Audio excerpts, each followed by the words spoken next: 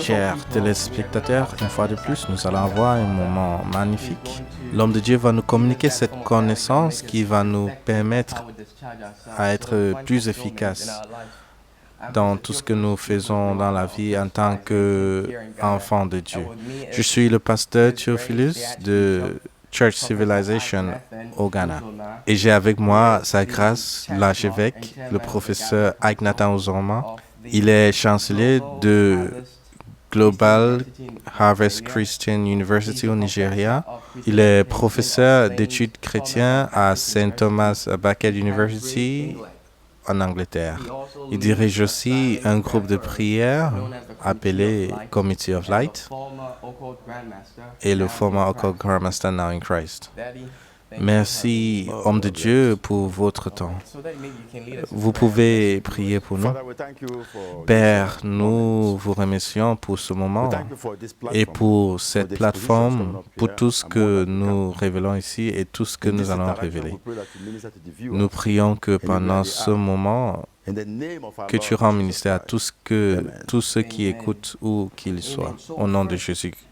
Homme de Dieu, j'ai lu des livres et si quelqu'un est intelligent et il discerne, il va confirmer que vos pensées, vos idées, votre message est unique et se distingue. Vous avez un message pour l'humanité. Vous pouvez nous le convier?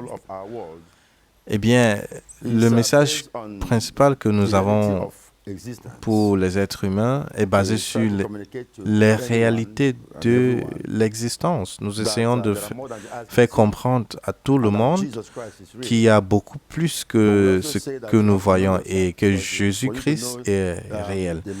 Et nous disons aussi que il faut que nous nous connaissions parce qu'avant de connaître le Seigneur Jésus-Christ, il faut que vous vous connaissiez. Alors comprenez que vous êtes un âme. Et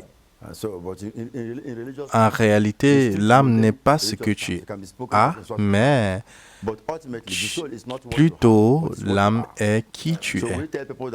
Alors nous faisons comprendre aux gens que tu es l'âme. Donc, quand vous allez nourrir votre corps, vous laver, vous habiller, tout cela sont importants, mais n'oublie pas d'absorber l'énergie de votre source, de votre Créateur, pour activer votre âme. C'est comme avoir un oiseau dans une cage. Vous devriez nettoyer la cage et nourrir l'oiseau. Mais ce que nous faisons sur la terre beaucoup, c'est que nous mettons l'oiseau dans la cage, et nous nettoyons la cage sans nourrir l'oiseau. Quand vous ne priez pas, quand vous ne vivez pas une vie de justice, quand vous limitez seulement aux choses terrestres, vous rendrez votre âme affamée. Donc, nous devons cultiver la connaissance spirituelle. Et cela est basé beaucoup plus sur ce que le Jésus-Christ nous a enseigné. Homme de Dieu, j'ai été dans vos réunions et vous dites que les êtres humains vivent comme si rien ne va s'arriver sur la terre.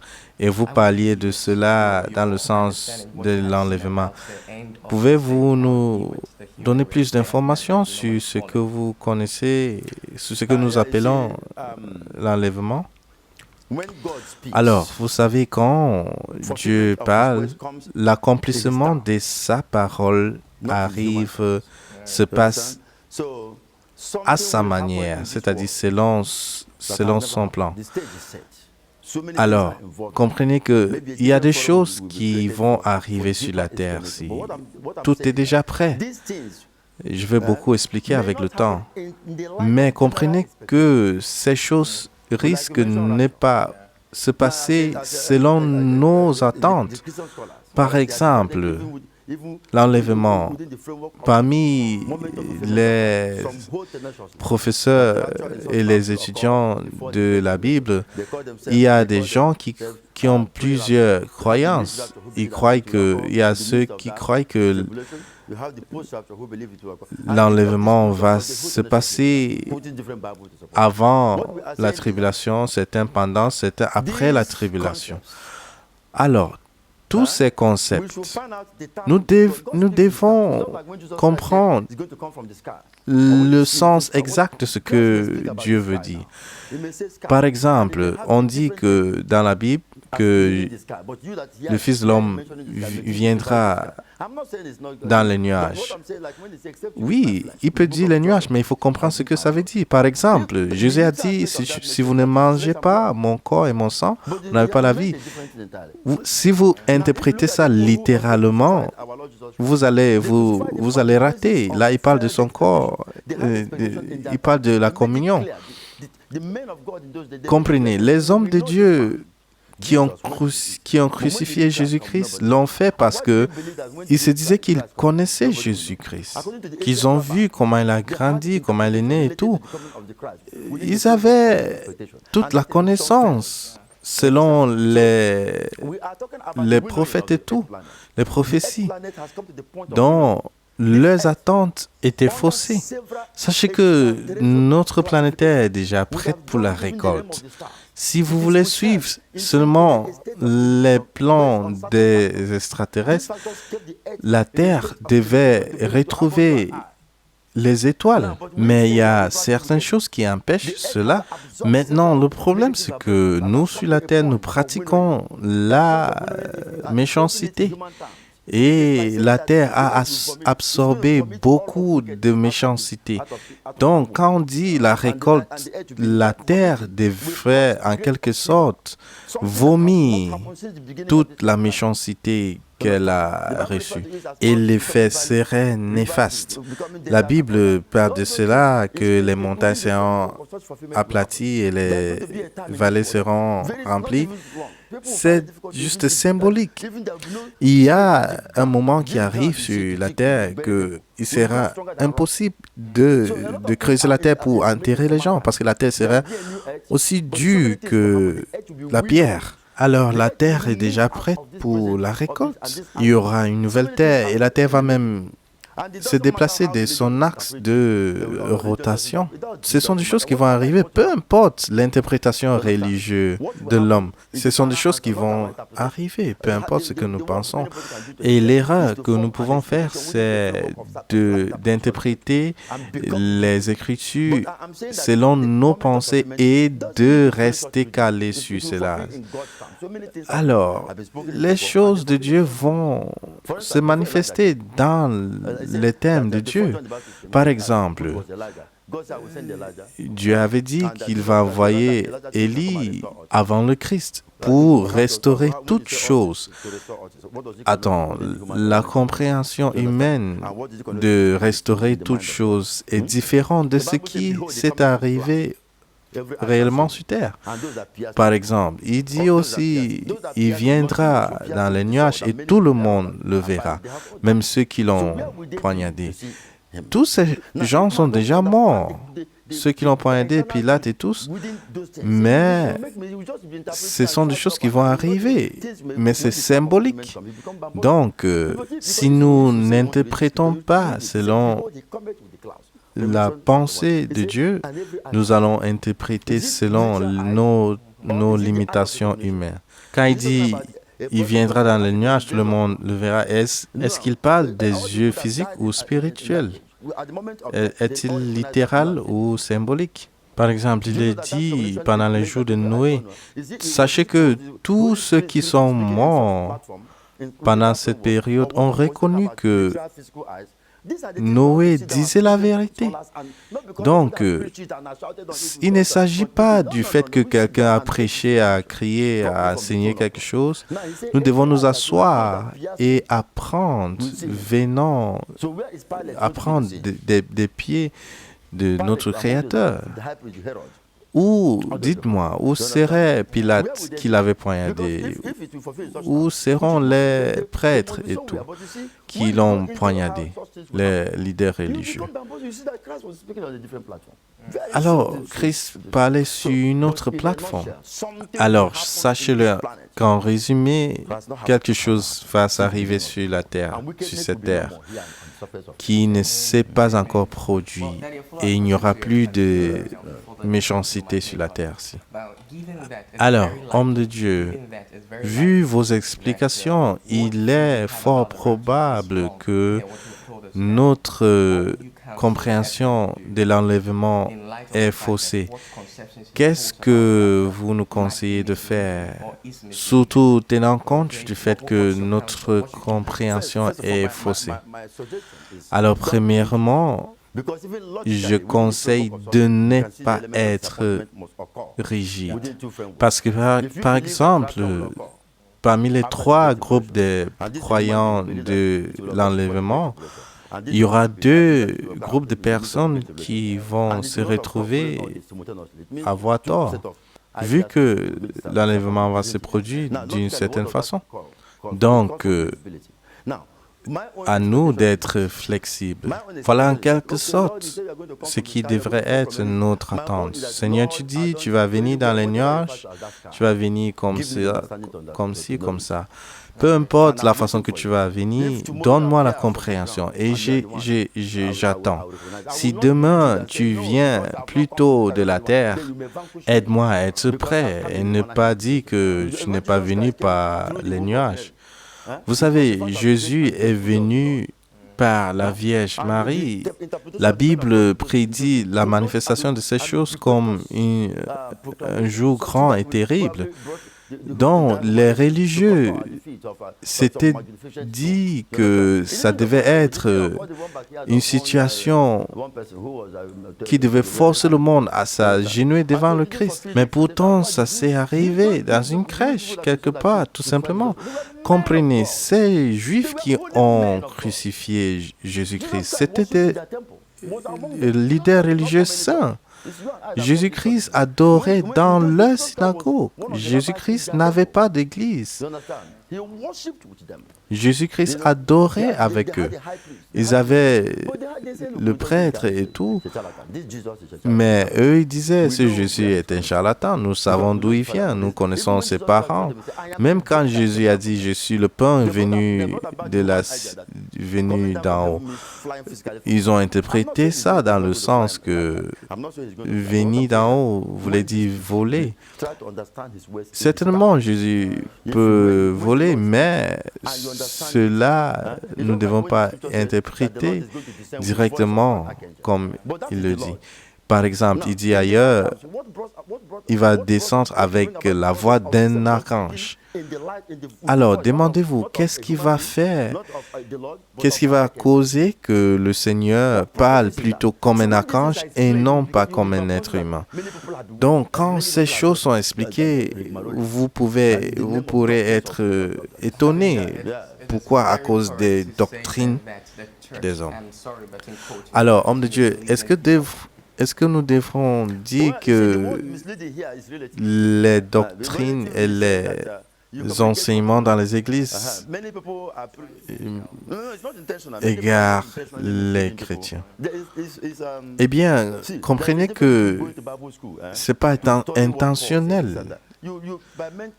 Les gens enseignent, mais ils ne veulent pas égarer les gens intentionnellement. Il y a une différence entre partir à l'église, partir à l'école pour apprendre ce que Paul a dit et être révélé cela. La plupart de mes livres sont venus par révélation. Ils ne sont pas basés sur les doctrines hautes. Par exemple, j'ai expliqué ce que veut dire les 4 feuves qui sont parlés dans le livre de Genèse. Même la tour de Babel, j'ai expliqué cela. Ce sont des choses symboliques. Ce que nous faisons est comparable à quelqu'un qui a mangé la canne à sucre et jeté le reste Et puis quelqu'un d'autre a pris ce qui a été jeté pour le manger. Donc,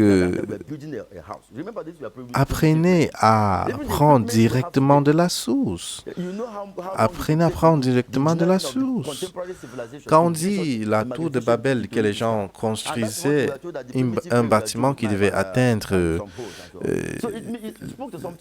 le ciel, vous-même, vous savez que même avec nos matériaux de construction d'aujourd'hui, c'est pratiquement impossible.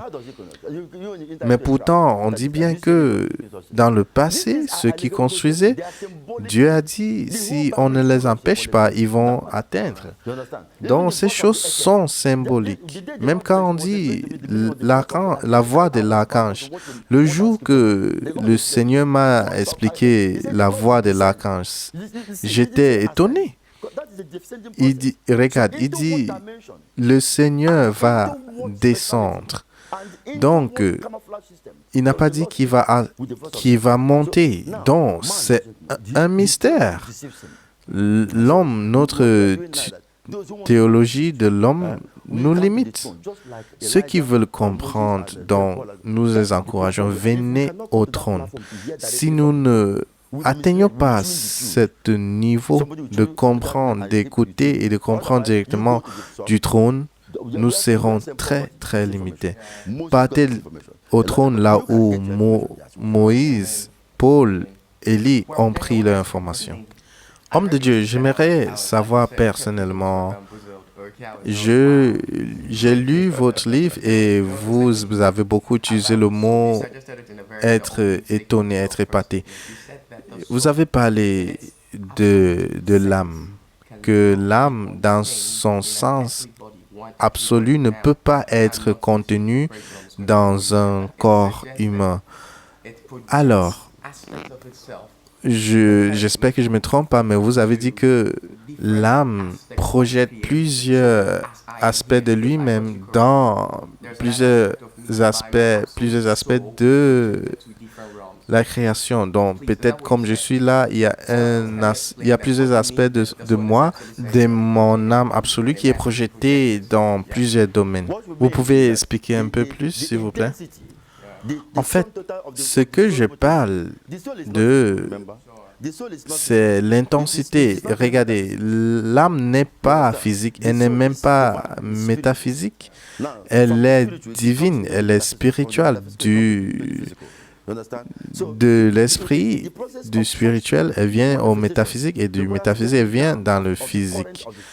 Alors, ce processus demande à ce qu'il y ait une décomposition en quelque sorte pour être dans le corps. Donc, il est impossible pour l'âme, en tant qu'absolue, de habiter un seul corps. Alors, il y a beaucoup de lois qui sont autour de ces choses. C'est pour cela qu'on ne peut pas expliquer ça très facilement. Il y a beaucoup de lois, loi d'imagination, loi d'hallucination, loi des rêves et tout. Par exemple, quand vous rêvez, il y a des fois que vous voyez sans savoir que c'est vous que vous voyez. Donc, il y a des principes que nous devons suivre pour mieux contrôler et mieux gérer toutes nos projections de nous-mêmes. Par exemple, se sentir mal pour l'injustice qui vous a été faite est une mauvaise chose pour ton âme. Ça a beaucoup d'effets. Alors, demandez-vous, d'où viennent les pensées? Il y a des communications continues entre toutes les manifestations de ton être, de l'être de ton âme. Donc, il y a des aspects de ton âme qui sont focalisés, soit au niveau haut, au niveau bas de la terre, ou bien l'entrevue. Donc, c'est tellement vaste. L'âme est votre identité principale, mais elle est aussi une unité de votre esprit. C'est pour cela que la Bible dit que l'homme est l'âme, esprit, corps. Comme il est dit dans Genèse, Dieu a créé l'homme et il a respiré en l'homme.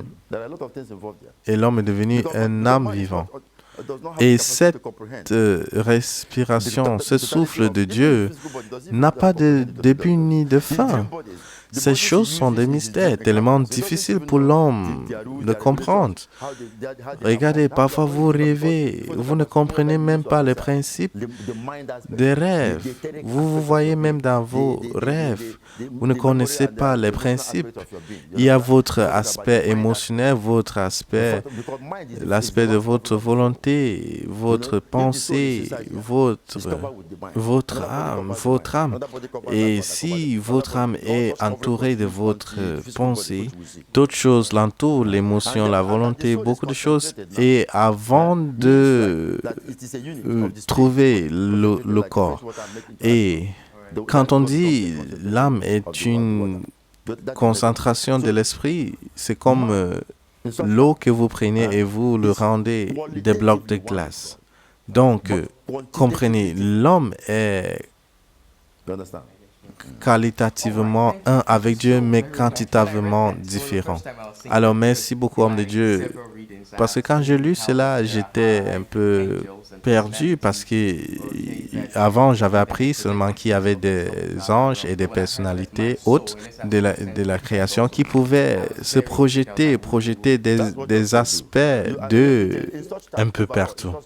Et oui, effectivement, c'est ce qui se passe avec votre âme. Vous qui êtes ici présent est la dernière upgrade de votre âme. Si vous êtes né il y a de cela 50 ans, 50 ans n'est pas le début de votre âme. Donc vous qui êtes là est celui envoyé dans ce monde pour avoir de l'expérience.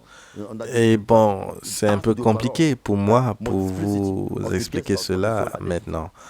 Parce que là, ça a fait avec la nature de l'âme. Mais ne vous en faites pas, je crois que le Seigneur permettra qu'on ait un autre moment pour expliquer cela. Que le Seigneur vous bénisse au nom de Jésus.